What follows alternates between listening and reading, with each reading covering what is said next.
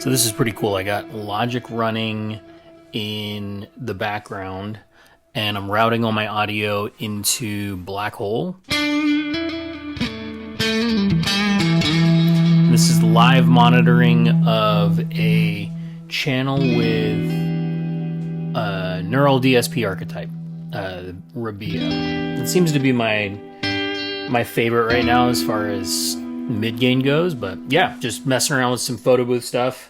I've also got my interface with two inputs, one for the guitar, and managed to route something to where I have a mic too. So just set up some quick standard channels to mess around with, and featured very heavily will be my continuity camera.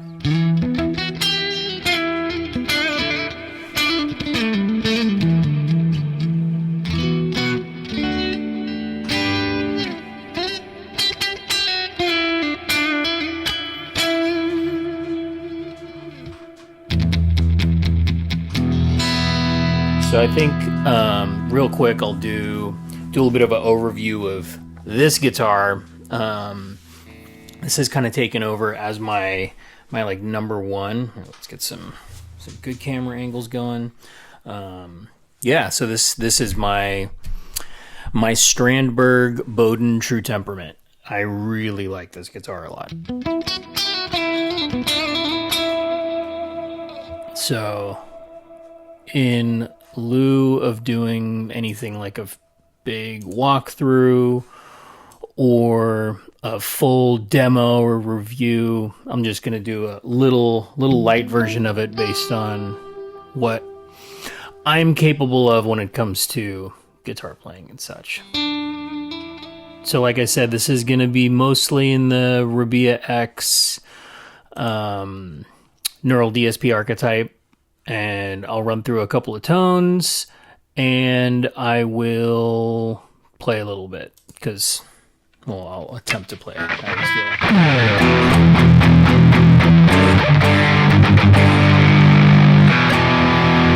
should probably tune this thing, huh? Weather has been fluctuating around my neck of the woods, and that always makes guitars feel a certain way if they're made out of wood. As much as I would like to say all of my guitars, or some of my guitars are not made with wood, that's not the case at the moment. I did have an Aristides 060S for a little while, and ended up trading that for my Scrivescent Shaggy right there.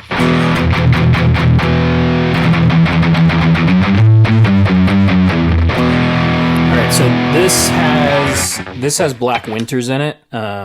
Seymour Duncan Black Winters. I'm pretty sure I'm obsessed with Seymour Duncans in general. I remember those were always ones that I really liked in Jacksons that I played early on in playing, and the Duncan designs didn't quite do it, so all the Jacksons that I had ended up having Duncan designs, but when I got to play one that had live real Duncans in it, man, it was incredible. So these Black Winters are, obviously tuned for black metal.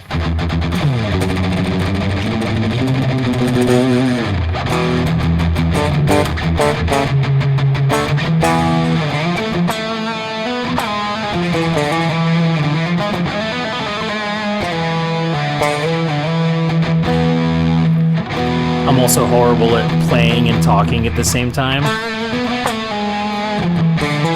I blame that on being such a ear-based player. Everything goes straight through the ears, whether I'm monitoring my intonation, my tone, through the fingers, all of that stuff. That's all ear-based, so I can't really talk and play at the same time. But yeah, so Seymour Duncan, Black Winters, they are incredible. Definitely good for high-gain stuff, but I've really enjoyed them in kind of the mid-gain, the mid-gain area. So in the humbucking position,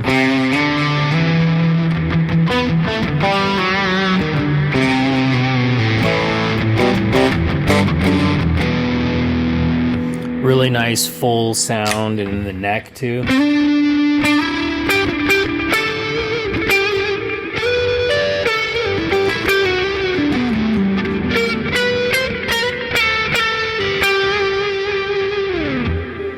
But when you move them into split tones, and roll the volume and the tone off a little bit, they just clean up and sit really nicely in that mid-gain range.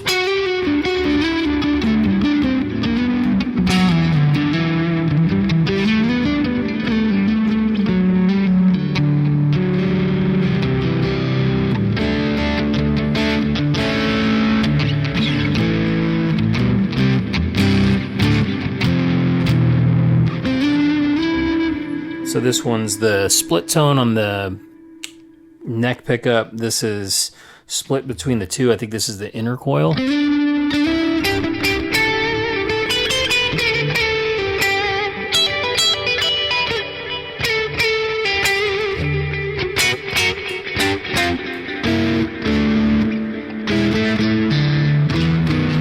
Also, since this is going through Logic and then routing into Black Hole, I'm not sure how much ambient noise the mic's going to pick up, but just my first time messing around with this setup, and I think it's pretty cool. It should be a little bit easier for me to put together content. Well, clips. I'm not doing a lot of content, but yeah. Let's see what else I can find from a mid-gain standpoint.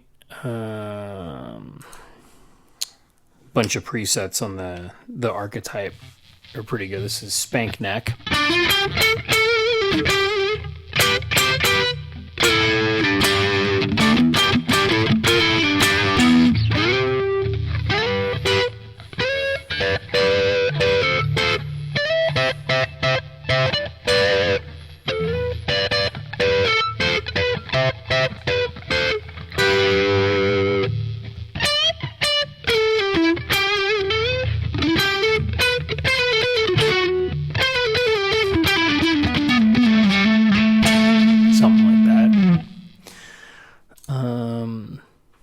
Delay.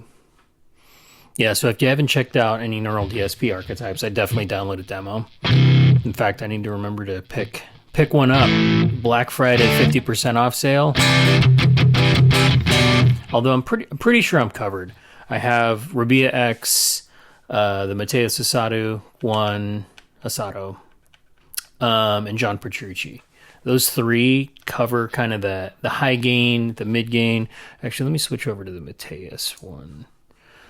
The Matheus Asado archetype is really nice for mid gain stuff. Definitely not something I'd recommend for. Let's try it stereo. Definitely not something I'd recommend for like a high gain. Like maybe you can stack up some of the things. So some of the things that I've done in Logic that I found pretty cool with the archetypes is you can stack up pieces of all of them, right?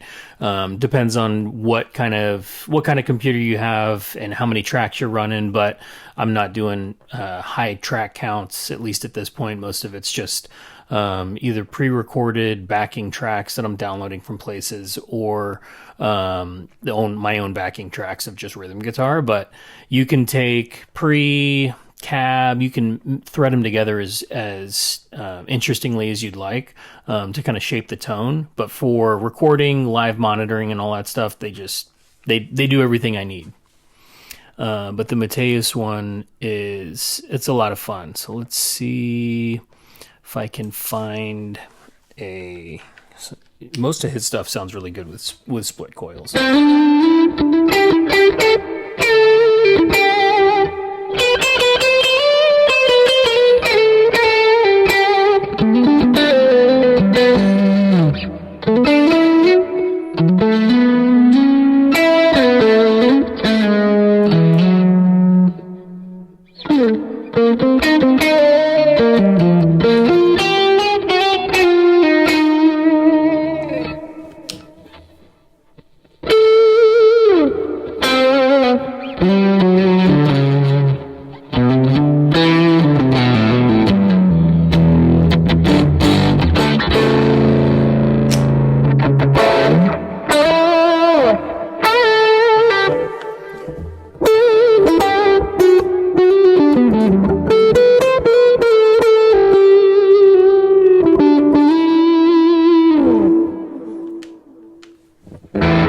Yeah. Don't really know what else to say about this guitar other than I've just really enjoyed it. It's my second Strandberg, so I used to have the neck through metal Boden. I really liked that one. It was a lot of fun. The thing was it was there's something about the pickups, right? They were Fluence Moderns, I believe, and I just couldn't get used to them. Didn't really feel like I got great tone. Something about passive pickups and just the dynamics that I feel like I can get out of them, and just the way it sits underhand, very different than an active one. I've played a bunch of actives over the years. You know, the EMG 80s. For the longest time, I had Seymour Duncan live wires, the Dave Mustaine signatures. That was in my LTD Action, the Dave Mustaine signature he did for them. Like, he had like 1 year with ESP. But I just didn't really like the Fluence Moderns. And the problem was I didn't really know if I wanted to switch out the pickups. That's a process. It's something I might be doing with the AM6 back there. But I've found that just passive pickups, specifically like hot Seymour Duncans, are very much where my ear is right now. That said, the Shoggy's got bare knuckle jugs, so I've enjoyed those as well. I think some of that enjoyment is based on the wiring. It's got a really good wiring setup on that particular guitar.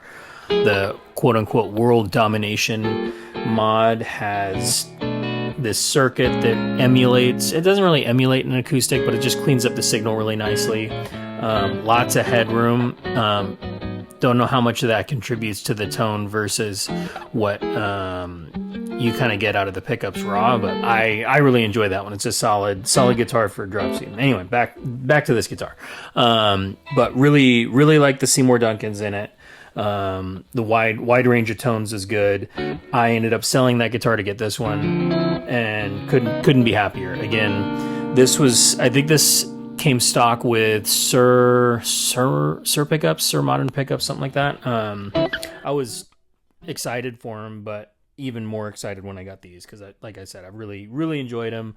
The Mark Holcomb Alpha and Omega pickup set was kind of the first one I got in my recent round of guitar changes. That one really jumped out to me. Really liked the single coil tones and how hot the humbuckers were themselves. Really good for high gain, really good for clean stuff. And again, this like mid gain space that I've really been enjoying. I just feel like there's so much more dynamics and a lot. I feel like it's just a little bit more expressive. Anyway, I was able to sell that other Strandberg. Was my first Strandberg, my first headless, and really enjoyed it. The endure neck on these is, it's a unique shape, something to get used to, but I've really enjoyed it. I probably don't use it properly because my technique is horrible,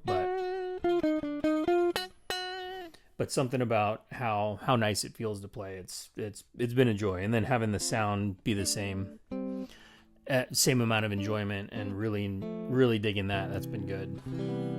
Now, the other thing about this is I've always wanted to have a true temperament guitar. So when this came up in the right price range, I was able to move my metal neck through Boden for the price that I paid for this. I was very, very excited. And I've really enjoyed it. I can't say that it's given me a whole lot of technical benefit because I don't have perfect pitch. My ear probably isn't good to pick out a lot of the specific nuances in the tone that I think more advanced players would. That said, I have noticed there's just something about the chording and the way that chords sit when I play them. It just feels like there's like a warmth to it. And not just from like a tonal standpoint, but just it sounds warmer, it sounds buttery. That's like the only way I can describe the tone.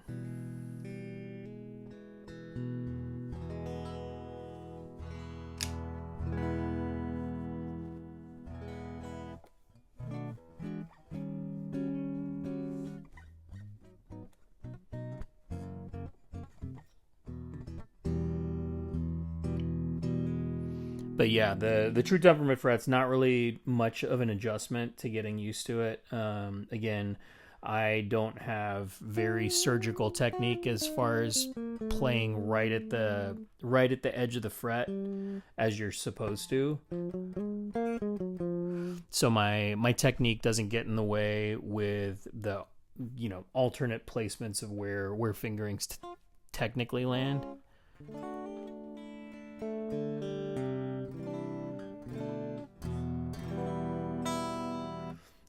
But yeah, really enjoy this guitar a lot. It's been great to have. Having some nice tone wood, some like flame maple. I think it's just a flame maple top. I don't believe it to be a veneer, but it does look kind of thin. I mean, this is the Indonesian made version. This isn't one from Sweden or the custom shop in Japan. But yeah, solid guitar. I think it's a Palfero fingerboard, which I really like. It's a Palfero on the Shaggy as well, with a roasted maple neck. I mean, it's not super roasty, not a whole lot of figuring in the neck. It's it looks like it's a little spalted, but again, the stability of this has felt really solid through a lot of temperature and weather changes, and yeah, it's just a all around great guitar. All